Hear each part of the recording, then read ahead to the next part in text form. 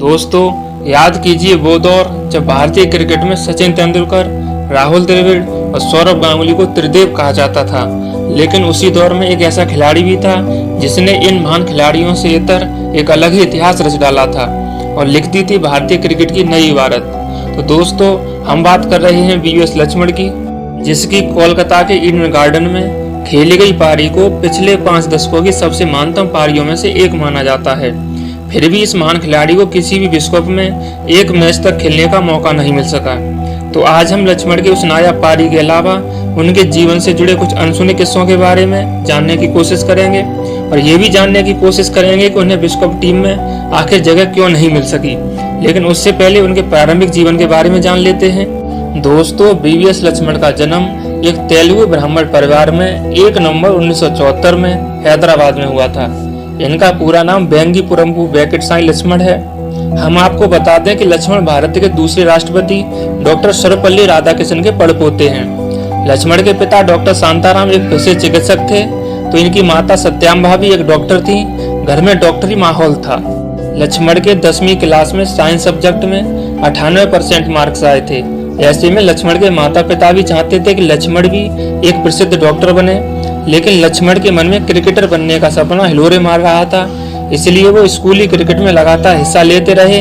इसके बावजूद लक्ष्मण 17 साल की उम्र तक अपनी पढ़ाई में लगे रहे और उन्होंने स्नातक की डिग्री के लिए मेडिकल कॉलेज में एडमिशन भी ले लिया था। लेकिन आखिरकार लक्ष्मण ने अपने मन की बात अपने माता पिता को बताई, तो उन्होंने लक्ष्मण का पूरा साथ दिया। साथ ही साथ उनके मामा जी ने भी साथ दिया, लेकिन उन्हें दिया गया सिर्फ 5 साल का टाइम और कहा गया कि अगर इन 5 सालों में कुछ नहीं हुआ तो डॉक्टरी की पढ़ाई करनी पड़ेगी। क्रिकेट की धुन पर सवार लक्ष्मण ने यह चुनौती स्वीकार कर ली। 17 साल के लक्ष्मण को यह एहसास हो गया था कि उसे लगातार मेहनत करते रहनी होगी, बिना रुके, बिना पीछे मुड़े आगे की ओर चलते रहने की कोशिश करनी होगी। और लक्ष्मण इसी दिशा में अपने लक्ष्य की ओर बढ़ चले। इसके बाद लक्ष्मण को साल 1992 में हैदराबाद की रणजी टीम से खेलने का मौका मिला। उन्होंने इस सीजन के क्वार्टर फाइनल मैच में पंजाब के खिलाफ पदार्पण किया।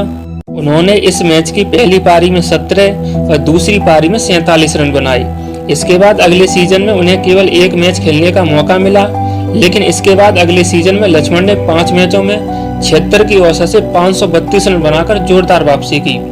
1995 में दिलीप ट्रॉफी के सेमीफाइनल में लक्ष्मण ने पहली पारी में 47 और दूसरी पारी में शानदार 121 रन बनाए, जबकि इसी के अगले साल रणजी सीजन में इन्होंने 86 की औसत से सिर्फ 11 पारियों में 775 रन बनाए, जिससे उनके लिए भारतीय टीम के दरवाजे खुल गए।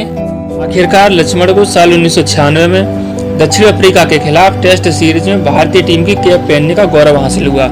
उस समय लक्ष्मण की उम्र 22 साल थी। हम आपको बता दें कि इसी साल वो समाप्ति भी पूरी हो रही थी जो लक्ष्मण के माता पिता ने उन्हें एक क्रिकेटर बनने के लिए दी थी, और लक्ष्मण उसी समय के अंदर खुद को साबित करते हुए भारतीय टीम का हिस्सा बन गए। लक्ष्मण ने अपने पहले मैच में मध्य क्रम के बल्लेबाज के रूप में खेलते हुए अहमदाबाद में दक्षिण अफ्रीका के विरुद्ध 50 रन बनाए, लेकिन मध्य क्रम में सचिन, गांगुली, द्रविड़ और अजरुद्दीन जैसे दिग्गज बल्लेबाज मौजूद होने के कारण उनकी जगह नहीं बन पा रही थी। इसलिए 1997 में उन्हें भारतीय टेस्ट क्रिकेट टीम में ओपनिंग बैट्समैन की भूमिका दी गई। हालांकि इस भूमिका के साथ लक्ष्मण कभी न्याय नहीं कर सके।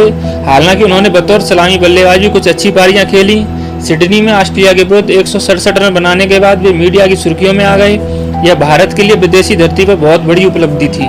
इसके बावजूद वीवीएस लक्ष्मण ओपनिंग बैट्समैन की भूमिका में खुद को सहज नहीं पाते थे और निर्णय लिया कि वे खुद को घरेलू क्रिकेट तक सीमित कर लेंगे। नतीजतन वे लगभग 1 साल टेस्ट टीम से बाहर रहे। इसी साल 1998 में उन्हें वनडे टीम में भी स्थान मिला, लेकिन पहले मैच में वो बिना कोई रन बनाए आउट हो गए। लेकिन उन्हें वर्ष 2001 में ऑस्ट्रेलिया के विरुद्ध टेस्ट सीरीज के मध्य क्रम में खेलने के लिए टीम में वापस बुलाया गया और इसके बाद लक्ष्मण ने जो किया वो क्रिकेट इतिहास के सुनहरे अक्षरों में दर्ज हो गया। इसी सीरीज में कोलकाता के ईडन गार्डन में खेली गई 281 रन की पारी शायद ही कोई भुला सके।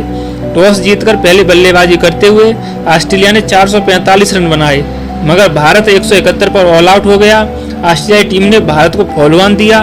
इस मैच में लक्ष्मण को द्रविड़ के स्थान पर तीसरे नंबर पर भेजा गया और लक्ष्मण ने 281 रनों की ऐतिहासिक पारी खेलकर भारत का स्कोर 657 रन तक पहुंचाया। जहां एक और ऑस्ट्रेलिया को पहली पारी में जीत नजर आ रही थी, वहीं दूसरी ओर उन्हें मैच के अंत में हार का सामना करना पड़ा। लक्ष्मण की इस पारी को क्रिकेट इतिहास की सर्वोत्तम पारियों में से एक कहा गया। गौर करने वाली बात यह है कि लक्ष्मण को टेस्ट में मात्र दूसरा ही शतक था।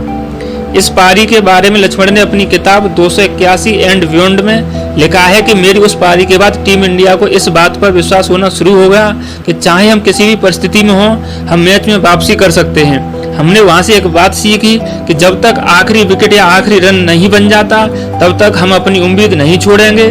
मुझे लगता है कि उस टेस्ट सीरीज ने हमें काफी कुछ सिखाया।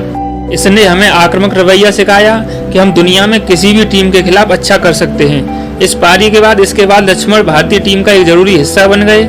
ऑस्ट्रेलिया, न्यूजीलैंड और वेस्ट इंडीज की जिन पिचों पर बाकी भारतीय बल्लेबाज हथियार डाल देते थे, उन्हीं पिचों पर लक्ष्मण का बल्ला आग उगलता था। इसके बावजूद उन्हें वनडे टीम में नियमित जगह नहीं मिल पा रही थी। उन्हें टेस्ट मैचों का खिलाड़ी माना जाने लगा था। एक दिवसीय मैचों में उनके कुल 4 शतकों में से 3 शतक 2004 में ऑस्ट्रेलिया के खिलाफ खेली गई सीरीज के 4 मैचों में आए थे।